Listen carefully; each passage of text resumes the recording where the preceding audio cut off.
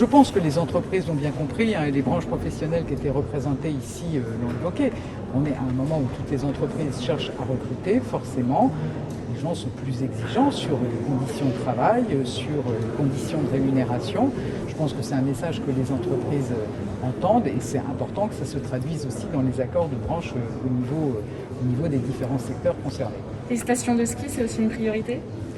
Je pense qu'on a tous à cœur que la saison soit une belle saison après la grande difficulté de l'an dernier, donc de permettre d'embaucher des saisonniers. Ça a été dit par les représentants de la profession. Vous savez, on avait mis en place l'an dernier un dispositif très protecteur qui permettait, par exemple, aux remontées mécaniques d'embaucher les saisonniers auxquels ils font appel habituellement et de les placer en activité partielle. Alors certains avaient réagi en disant c'est ridicule, qu'est-ce que c'est ? Ça a eu pour conséquence que les saisonniers ne se sont pas détournés de ces métiers et qu'aujourd'hui, les remontées mécaniques qui ont besoin de leurs saisonniers peuvent retrouver ceux avec lesquels ils travaillaient, qui ont été sécurisés l'an dernier, alors que effectivement les stations n'ont pas pu ouvrir.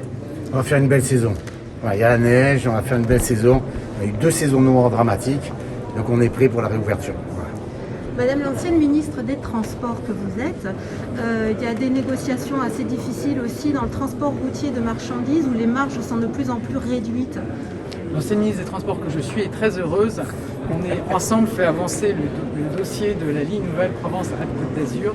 Mais effectivement, mais il y a aussi des discussions dans le secteur du transport de marchandises, de la logistique. Et moi, je suis évidemment avec attention l'avancement de ces échanges.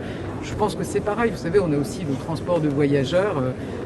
Ils ont beaucoup de mal à recruter, y compris des conducteurs pour le transport scolaire, ce qui est évidemment un enjeu important.